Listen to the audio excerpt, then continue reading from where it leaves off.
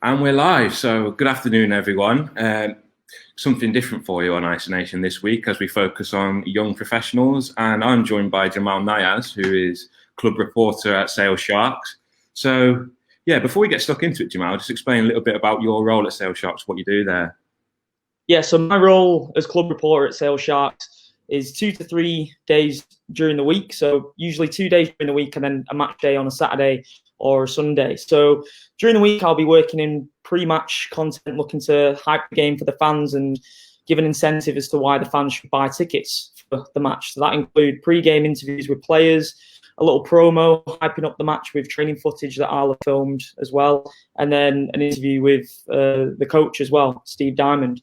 And then match days, I don't want to use the word hectic because it's really fun, but there is a lot going on. So I usually get there. I'll be Instagramming throughout the day. I'll manage Sale Sarks' Instagram, be doing a bit of tweeting. I'll be doing the match report, which goes live straight after kickoff, interview the manager after the game, interview a player.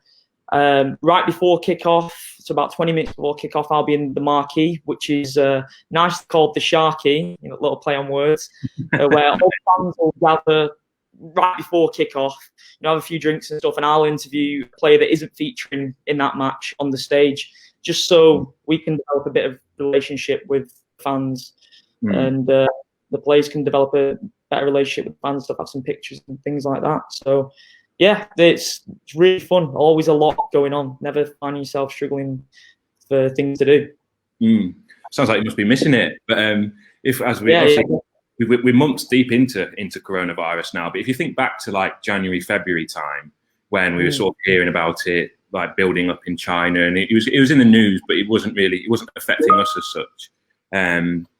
But when was the sort of moment for you? It's sort of become a bit of an IsoNation cliche, really. What was your OMG moment? Where everybody sort of seems to have like a place they were at or something that happened where it sort of hits home that it's going to be here to stay and it's going to affect our working lives. So the thing with me was the week before.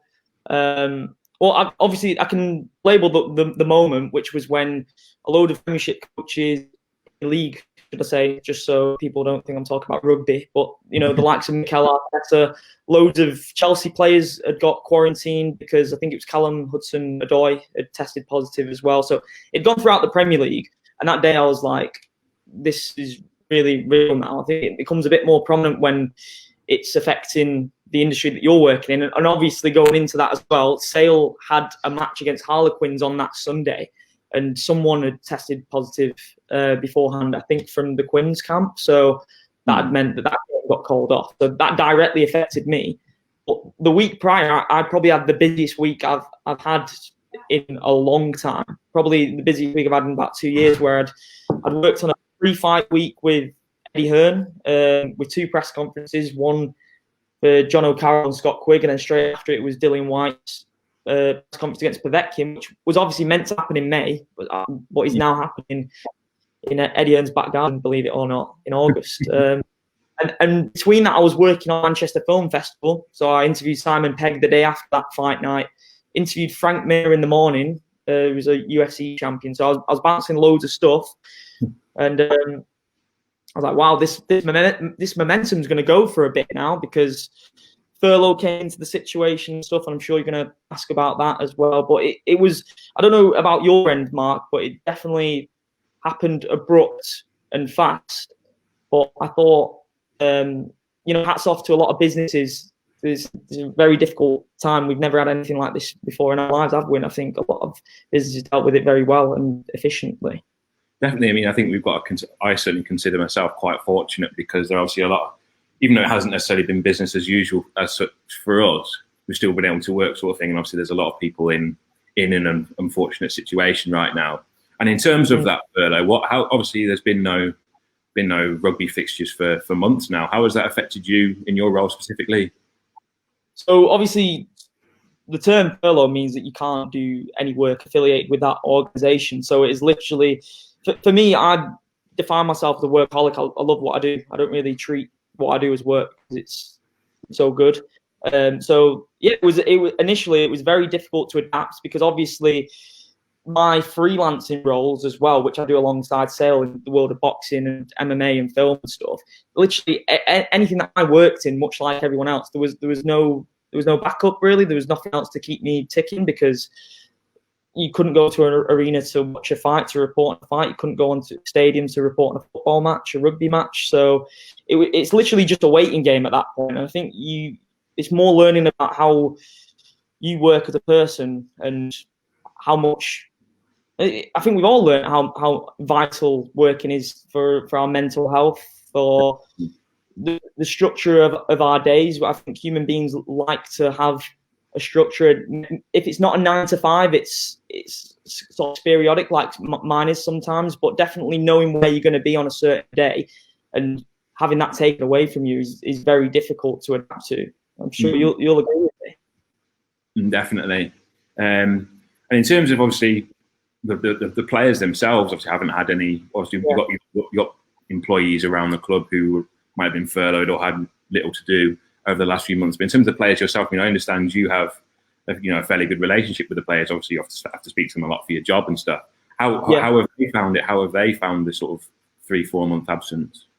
So obviously their role in this whole situation is massively different between yours and mine, because when we are furloughed, we have to switch off. Essentially, we can't really do anything until we're taken off that furlough. Whereas professional athletes, they have to stay in the best physical shape possible. They can't really, for them, it's business as usual in a sense. They have to work with the surroundings, whether it's home workouts. When we were in the initial beginning of lockdown, obviously you go for your leisurely 1 walk a day or a run. So how long ago does that seem now? It seems a long time ago.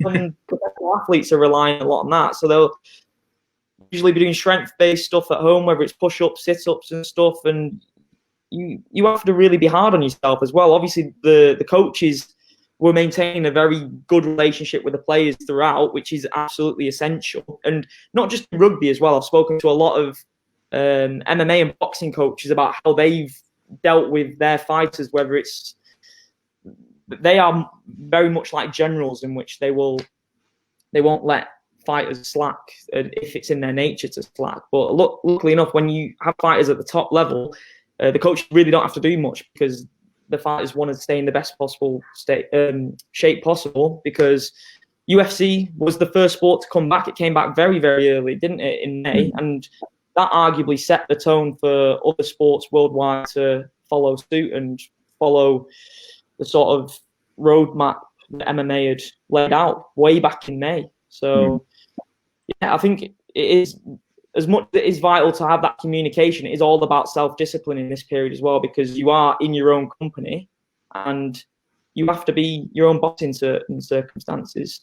And in terms, so is there any news on when you'll be, obviously, what date have they set for the fixtures to return? Is it like September, October, something like that? Oh, no, we're playing August 14th.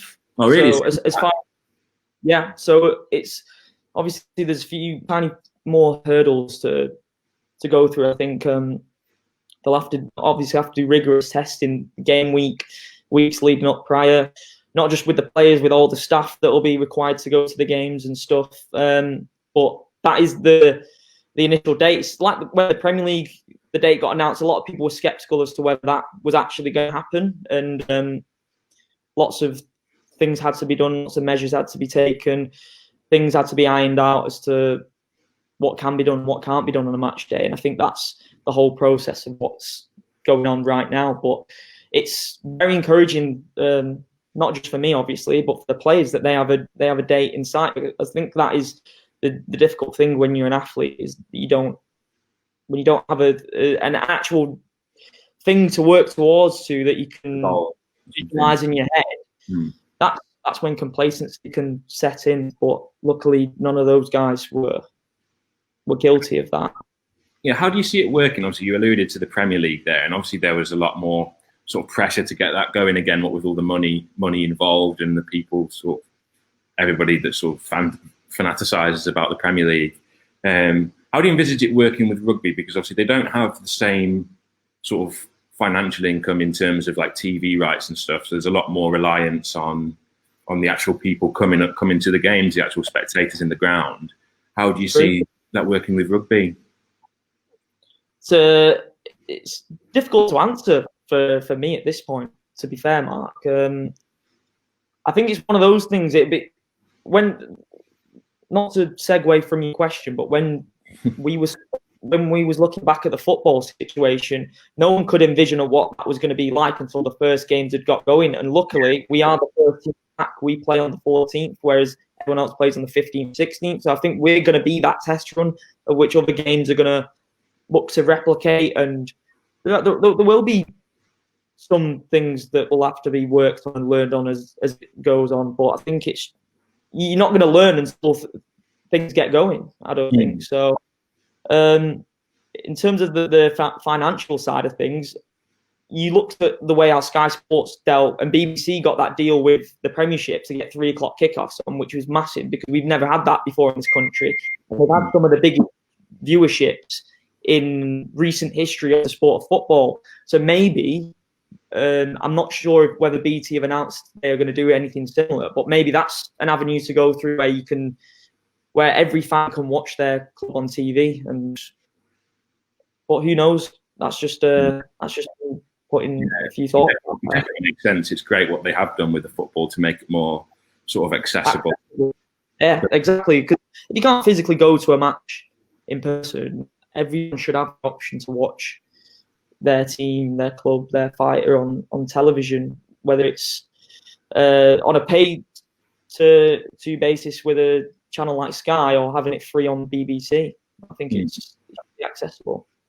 Now, you've already alluded to some of the sort of freelance work you do, particularly around combat sports, boxing and MMA. Tell us a bit more about what you actually do in your freelance work. Right. So with the boxing stuff, I've worked a number of different channels, but because I've never signed a contract with these channels, so it is very much a freelancing sort of thing. But right now I'm with the channel called Seconds Out, which is an American-based channel, very prominent in America. And usually with them, I'm going to press conferences up and down the country, interviewing the likes of Eddie Hearn. Like pretty much every month, I'll be interviewing him and his fighters pre and post fight. I'll be going to the fights, which is pretty cool. You get a free inside ticket, which is class. I paid amounts of money when I was younger to go to watch fights, so it is really cool.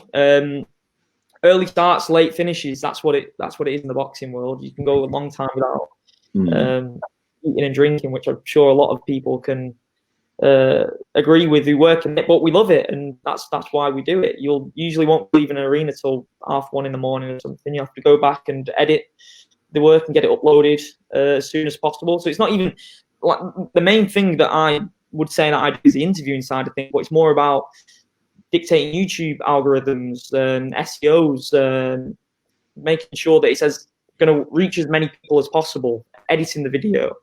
So and then more of the same with MMA as well, because I've managed to get Seconds Out into the world of MMA as well. So they've set up an MMA channel. But because of the coronavirus situation, they've not been able to facilitate any work now for freelancers. So and mainly because there's been no events to go to, Mark. So what I've been doing, I've set up my own YouTube channel and I've been interviewing fighters via Zoom and film producers, film animators. So that's how I've adapted to this whole lockdown process.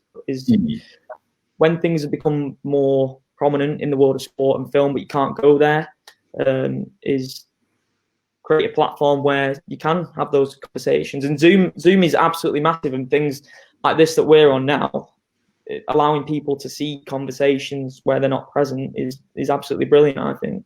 Yeah, it's certainly handy for you because obviously you mentioned about the UFC, and obviously they've been doing their fights on Fight Island, haven't they? So there's been nothing to actually do over here.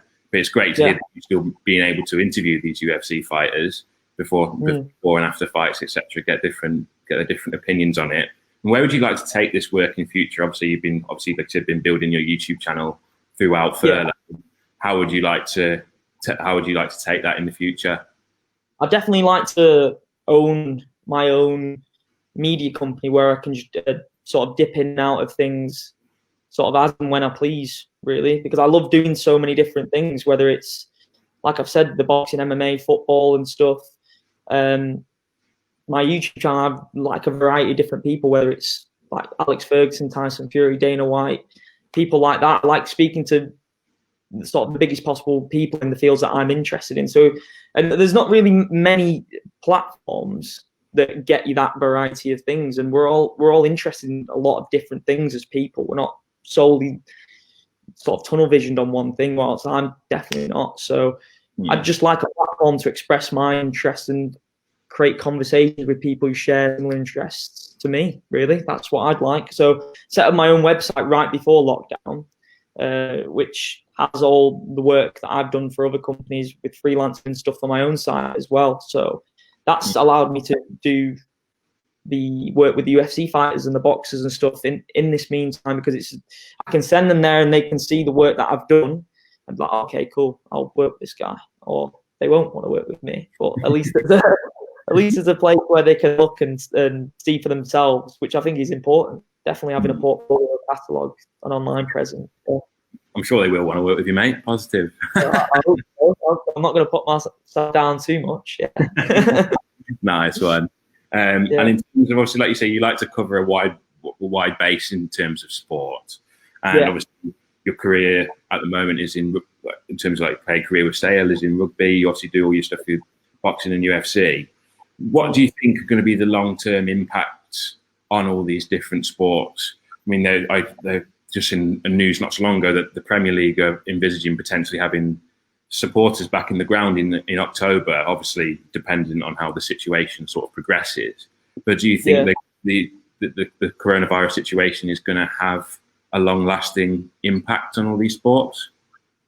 100%. I think it's going to change the way the live experience of going to sporting events is going to be for probably the rest of our lives, or for the very long-term foreseeable future. I think, as we've seen this week with masks being obligatory in shops, I think masks will be, you won't be allowed into a stadium without wearing a mask. I think that's just common sense, really. If you're not allowed in a shop without a mask on, sporting events are going to have to follow suit. I think maybe there will be social distancing measures as well, like a seat in between a person. But when you're looking at stadiums like Old Trafford, which literally reach they're maxing out sometimes at 75,000 seater, they're relying so much on selling out stuff.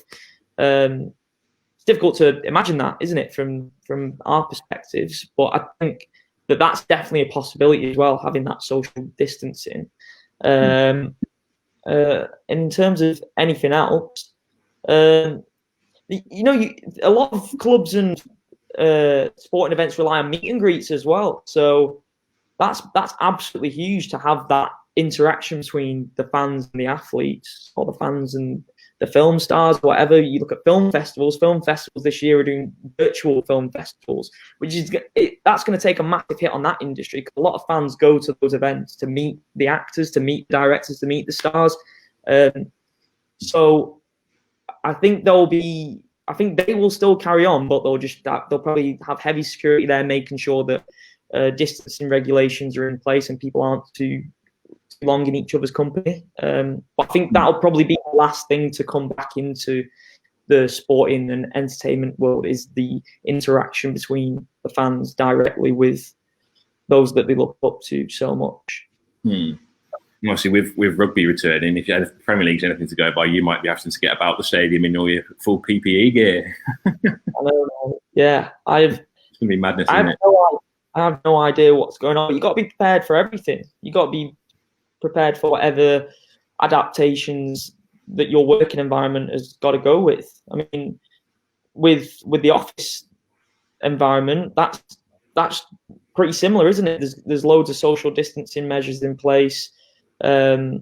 Kitchens, I'd imagine, are going to be like 2 people in a kitchen, if that. So it's not just the sporting environment. It's absolutely every business you can think of, anywhere that's relying on a vast amount of people to be in the same presence of each other, are going to have to make long-term adaptations.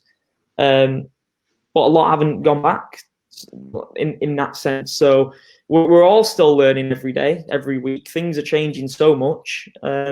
So it's difficult to give concrete answers, isn't it?